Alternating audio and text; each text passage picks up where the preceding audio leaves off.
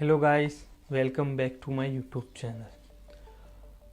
आज का हमारा टॉपिक है poetry.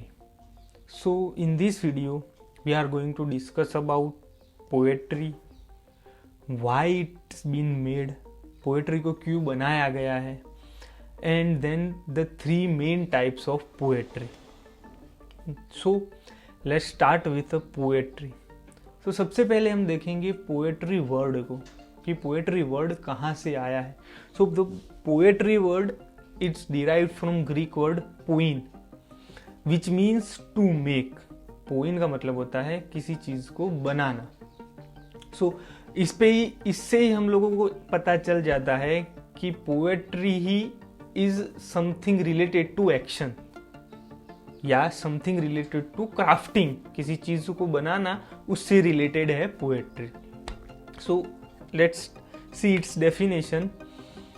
Literature that evokes a constructive, imaginative awareness of experience or a specific emotional response through language chosen and arranged for its meaning, sounds and rhythm. यानी कि ऐसा literature जो evokes मतलब होता है जागरूक करना या जगाना। तो क्या जगाता है? तो a concentrated imaginative awareness of experience. आपका जो एक्सपीरियंस है या राइटर्स का जो एक्सपीरियंस है उसकी कंस्ट्रक्टेटिव इमेजिनेटिव अवेयरनेस को वो जगाता है। तो कैसे जगाता है? कि through language chosen and arrange for its meaning, sound and rhythm. ऐसी लैंग्वेज से कि जो चूज कई को, जिसको सिलेक्ट किया गया है। क्यों सिलेक्ट गया? कि फॉर इट्स मीनिंग, उसके मतलब के लिए, फॉर इट्स साउंड, उसकी आवाज के लिए, एंड फॉर इट्स रिदम, उसकी रिदम के लिए लैंग्वेज को चूज गया हो। हमने पिछले वीडियो में ही देखा था कि पोएम में क्या क्या होता है। कंडेंस लैंग्वेज का यूज होता है, फिगरेटिव लैंग्वेज यूज होती है। वैसे ही ऐसी सब चीज़ों को यूज़ करके, ऐसी लैंग्वेज को यूज़ करके, पर ऐसी लैंग्वेज को क्यों यूज़ किया जाता है? To evoke a constructed imaginative awareness of experience और स्पेसिफिक इमोशनल रिस्पॉन्स। यानी कि कोई एक स्पेसिफिक इमोशनल रिस्पॉन्स है उसको जगाने के लिए। कि जैसे हम लोग शेक्सपियर की सोनेट पढ़ेंगे तो आप उस सोनेट को पढ़ोगे, उसके बाद आपके अंदर एक स्पेसिफिक इमोशनल रिस्पॉन्ड होगा। यानी कि आपने कोई लव की पोएम पढ़ ली, लव के बारे में पोएम पढ़ ली, तो यू विल फील लव, आपको प्यार महसूस होगा। या फिर आपने कोई हार्ट ब्रेक या कोई सैड पोएम पढ़ ली या पोएट्री देख ली, तो आपको वो सैड फील होगा या ऐसे ही फील होगा। अगर दूसरा एग्जांपल लूँ तो जैसे शायरी हो गई, shayari is a kind of poetry, you can say that. तो आप किसी मोहब्बत वाली शायरी पढ़ोगे तो आपको प्यार महसूस होगा। किसी गम वाली या दुख वाली या हार्ट ब्रेक वाली शायरी पढ़ोगे तो आपको हार्ट ब्रेक होगा। तो वैसे ही सेम है इसमें कि आपके एक स्पेसिफिक इमोशन रिस्पॉन्ड करेगा। कैसी चीज से? तो ऐसी लैंग्वेज से कि जो उसके साउंड, उसकी रिदम के लिए चूज की गई है, जिसके जरिए वो एक पर्टिकुलर इमोशनल रिस्पॉन्स को ट्रिगर करेगा और वो रिस्पॉन्स को आपके अंदर जगाएगा। अगर और इसको सिंपल तरीके से पोएट्री को पढ़ना चाहे तो उसकी दूसरी भी डेफिनेशन ऐसी हो सकती है कि literature that is written in verse and emphasises the rhythmic use of word to create imaginary. कि ऐसा लिटरेचर जो वर्स में लिखा गया हो। Verse is, we can say that verse is a stanza में लिखी गई हो और एम्फसाइज कर रही हो rhythmatic use of word to create imaginary create करने के लिए रिदमेटिक वर्ड्स का यूज किया गया है उसमें, और जिसको हम लोग पोएट्री कह सकते हैं। कि पोएट्री में ऐसा होता है कि ऐसा लिटरेचर कि जो वर्स में लिखा गया होता है और वो जो रिदमेटिक यूज ऑफ वर्ड होता है उससे कनेक्ट कर रहा हो जिससे कि आपके अंदर इमेजिनरी क्रिएट होती है। और थर्ड भी डेफिनेशन देना चाहूँगा कि जो सबसे सिंपलेस्ट कह सकते हैं अपन, और सबसे इजीएस्ट भी है, जिससे आप लोगों को समझ आ जाएगा कि पोएट्री क्या है। So basically the art of writing poem is called poetry. Poem लिखने का जो आर्ट है उसको हम लोग पोएट्री कह सकते हैं, या the action of writing poem is called poetry. या पोएम लिखने की जो एक्शन है उसको हम लोग पोएट्री कह सकते हैं। फिर हम देखेंगे विलियम वर्ड्सवर्थ, जो उस बहुत अच्छे क्रिटिक थे पोएम के, पोएट्री के। तो उन्होंने उसके अप्रिशिएशन, उसका डेफिनेशन देते हुए, वो पोएट्री को अप्रिशिएट करते हुए कहा कि poetry is the spontaneous overflow of powerful feelings. यानी पोएट्री क्या है? The spontaneous overflow of powerful feeling. Powerful feeling का स्पॉन्टेनियस ओवरफ्लो है। मतलब स्पॉन्टेनियस मतलब सडनली हैपन्स, अचानक या आकस्मिक, अचानक कोई चीज हुई हो, उसको हम स्पॉन्टेनियस बोलते हैं। तो विलियम वर्ड्सवर्थ का कहना ऐसा था कि पावरफुल फीलिंग्स होती है किसी इंसान में, उसी पावरफुल फीलिंग्स का स्पॉन्टेनियस ओवरफ्लो, यानी कि वो पावरफुल फीलिंग एकदम सडनली ही बाहर आ जाती है इंसान के अंदर से, तब जाके पोएट्री बनती है, तब जाके पोएट्री क्रिएट होती है। एंड वो बहुत अच्छी डेफिनेशन है। और ये तो बात हो गई पोएट्री की। Now who is considered the father of English poetry? So English poetry के फादर माने जाते हैं जोफ्री चौसर, जिन्होंने बहुत अच्छी पोएट्रीज करी है। और अगर हम इंडिया की बात करें तो इंडियन इंग्लिश लिटरेचर में पोएट्री के फादर माने जाते हैं नजीम इज़ेकिएल, की जो ओरिजिनेटेड फ्रॉम इंडिया के नहीं थे, उनका ओरिजिन था, वो ज्यूस थे और रेफ्यूजी थे जो इंडिया में रहे थे। और उन्होंने पोएट्री लिखा था आफ्टर पोस्ट कॉलोनियल, यानी कि इंडिया को जब इंडिपेंडेंस मिली उसके बाद उन्होंने पोएट्रीज लिखी थी। ये तो बात हो गई पोएट्री की। नाउ एक सवाल हम लोगों को आता ही है कि why poetry is created? Poetry को बनाया क्यों गया? पोएट्री को लिखना स्टार्ट क्यों किया राइटर्स ने? पहले तो वो प्रोज थे ही, वो अपना इमोशन, फीलिंग, वो सब वो प्रोज के through they can convey that. पर पोएट्री क्यों लिखना स्टार्ट की? तो वो देखेंगे कि पोएट्री में ऐसा क्या होता है कि in poetry words are strung together to form sounds, images and idea that might be too complex to describe directly. यानी कि ऐसे जो इमोशंस होती थी, ऐसी जो फीलिंग्स होती थी, जिनको डायरेक्टली डिस्क्राइब करना कई बार हार्ड होता है, तो ऐसी फीलिंग्स है, ऐसे इमोशंस को कंडेंस लैंग्वेज में यूज करके या इमेजिनरी क्रिएट करके दे कैन कन्वे दैट। इसीलिए पोएट्री का इजाद हुआ या इसीलिए पोएट्री बनाई गई। मैं एग्जांपल से आपको समझाना चाहूंगा। जो एक हो गया कि had a choice for my heart, make it voice और बर्न इट फास्ट। अब ये तो 2 लाइन ही है, बट ये 2 लाइन में बहुत ही डीप मैसेज कन्वे कर रहा है राइटर कि मेरा दिल है, उसके पास एक ही चॉइस थी, या तो उसको आवाज दूं या जल्दी से जला दूं। तो ऐसी चीजें होती थी पोएट्री में, जिसके लिए पोएट्री स्टार्ट हुई। नाउ और दूसरी डेफिनेशन है, when an emotion has found its thought and the thoughts had found words, then poetry happens। यानी कि आपके जो इमोशन है, आपके इमोशन को कोई एक पर्टिकुलर थॉट मिल गया, उस थॉट को वर्ड्स मिल गए, तब जाके पोएट्री क्रिएट होती है। नाउ अब देखेंगे हम लोग what are the 3 main types of poetry. So there are 3 types of poetry. First one is a lyric poetry, second one is a narrative poetry and the third one is dramatic poetry. सबसे पहले हम देखेंगे lyric poetry. So what is lyric poetry? तो lyric poetry is a formal type of poetry which expresses personal emotion or feelings typically spoken in the first person. मतलब कि lyric ऐसी poetries जिसमें usually जो पर्सन होता है उसकी feelings या उसको इमोशंस को एक्सप्रेस कर रहा हो, और वो यूजुअली फर्स्ट पर्सन में ही लिखी होती है. ऐसी पोएट्री को हम लोग लिरिक पोएट्री कहेंगे. और लिरिक पोएट्री के एग्जांपल देना चाहूँ तो ओड हो गई, सोनेट हो गई, हाइकू हो गई, एलेगी हो गई, वो सब लिरिक पोएट्री है.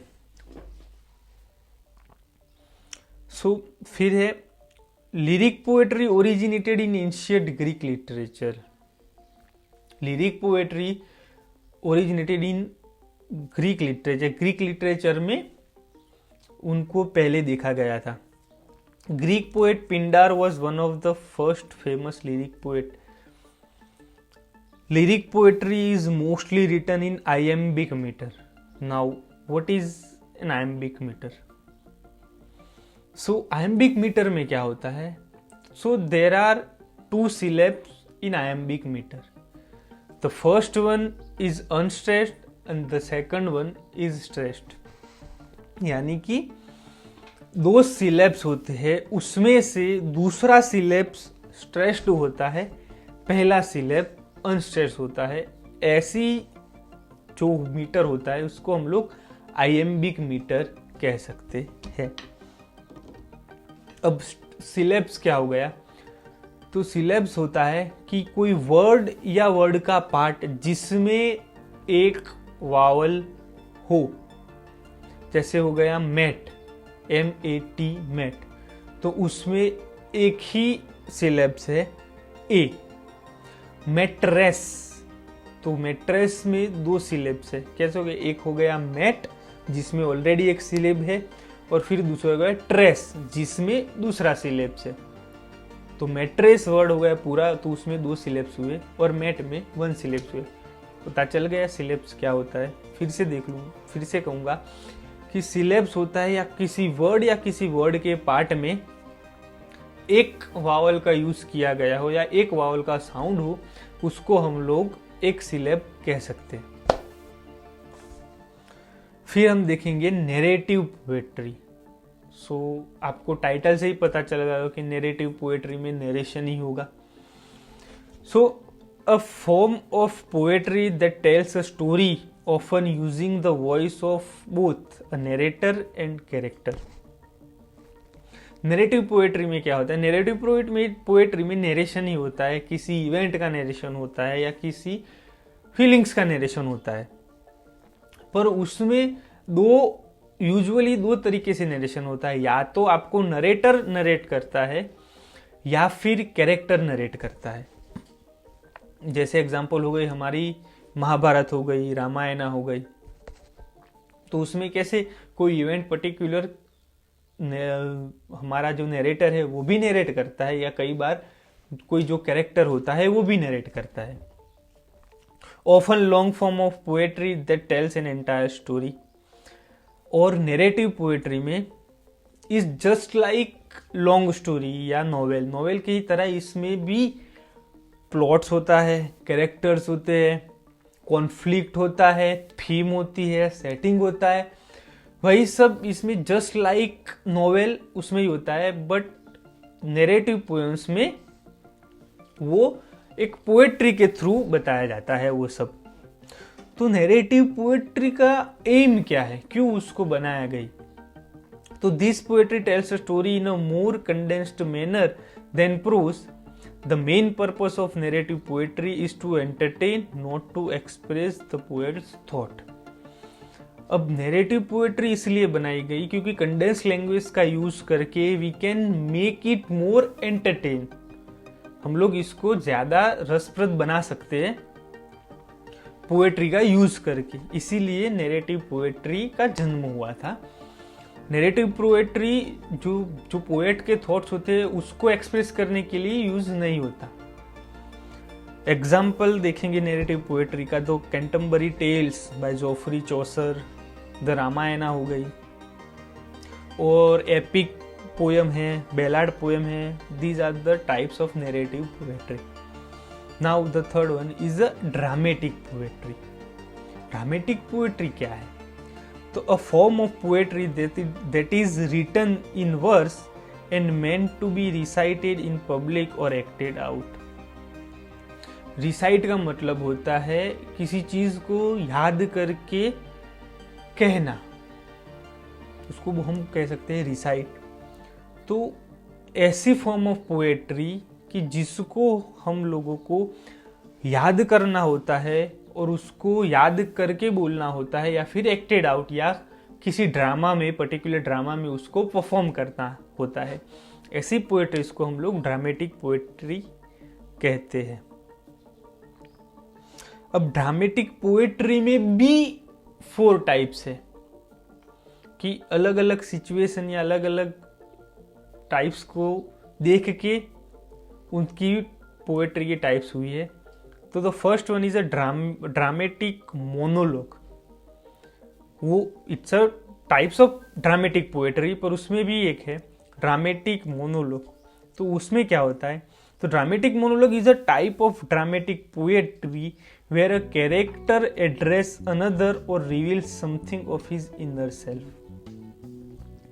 ड्रामेटिक मोनोलॉग में क्या होता है कि जैसे कोई प्ले का कैरेक्टर हो गया, वो पोएट्री के थ्रू अपनी इनर सेल्फ के बारे में कुछ रिवील करता है या किसी दूसरे पर्सन को एड्रेस करता है। वैसी सिचुएशन में हम लोग ड्रामेटिक मोनोलॉग कह सकते हैं। पर रिमेंबर, पोएट्री के थ्रू वो करेगा, सिंपल डायलॉग के थ्रू नहीं, पोएट्री के थ्रू ही करेगा। फिर है सोलिलोक्यू। सोलिलोक्यू का मतलब होता है a character speaks allowed about what is going on inside their mind. मतलब कि हमारा जो कैरेक्टर है उसके अंदर क्या चल रहा है, वो क्या सोच रहा है उस टाइम पे, उसी चीज को पोएट्री के थ्रू बाहर निकालते हैं, उसको सोलिलोक्यू कहते हैं। एग्जाम्पल देखेंगे, जैसे हो गया रांझना मूवी। रांझना मूवी में लास्ट में क्लाइमेक्स में कुंदन मर जाता है, तब वो जोया उसके पास बैठी हुई होती है और वो कहता है कि ये लड़की जो मेरे बगल में बैठी है, या तो वो मुझे जिंदा कर सकती है या मार सकती है, फिर इनमें पर छोड़ो, कौन उठे अब, आंख मूंदने में ही सुकून है, और वो सब बोलता है। तो उसको हम बोल सकते हैं सोलिलोक्यू। फिर दूसरा भी है, एग्जाम्पल दूंगा कि शेक्सपियर की हो गई रोमियो और जूलियट प्ले है वो, तो जिसमें जब जूलियट को पता चलता है कि रोमियो जो है वो दरअसल उसके बाप के दुश्मन का बेटा है और वो उससे एक प्यार कर बैठती है, तो उस टाइम उसके मन में जो कॉन्फ्लिक्ट चल रहा है उसको वो पोएट्री के थ्रू बोलती है, हम लोग उसको सोलिलोक्यू कह सकते हैं। The third is character sketch. Character sketch मतलब क्या होता है? कैरेक्टर यानी किसी एक पर्टिकुलर चरित्र हो गया, उसको स्केच मतलब उसके बारे में लिखना है या दिखाना है। तो the writer is trying to arouse emotion और interest among the audience towards a particular character. Character sketch में क्या होता है कि पोएट्री के थ्रू जो राइटर होता है वो किसी एक पर्टिकुलर कैरेक्टर के तरफ एक इंटरेस्ट जगाता है ऑडियंस में। कि जैसे हो गया केजीएफ, तो केजीएफ में कैसे वो केजीएफ 2 की बात कर रहे थे, जैसे उसकी एंट्री कैसे होती है कि केजीएफ में किसी और के कदम आ गए थे और स्टफ लाइक दैट, तो that can be called as a character sketch. The fourth is a dialogue, when 2 or more characters talk to each other and give us a scene of what is going on। Poetry में और poetry के through 2 या 2 से ज़्यादा character आपस में बातचीत कर रहे हैं और उससे हम लोगों को एक्सप्रेस कर रहे हैं कि क्या चल रहा है सीन कैसा हो रहा है या फिर स्टोरी को एक्सप्रेस कर रहे हो कि एक, तो उसको हम लोग डायलॉग कहेंगे। और उसका एग्जाम्पल हो गया the rhyme of ancient mariner, ST. Coleridge की बहुत अच्छी पोएट्री है। फिर हो गई जॉन मिल्टन की पैराडाइज लॉस्ट, वो उसमें भी डायलॉग पोएट्री, ड्रामेटिक पोएट्री का यूज़ किया गया है। सो ये थी हमारी आज का टॉपिक, पोएट्री। मिलते हैं नेक्स्ट वीडियो में, तब तक के लिए घूमते रहिए, फिरते रहिए, मौज करिए। Thank you so much for watching this video. If you have any suggestion or anything to say me or give me feedback, please let me know in the comment section. Thank you.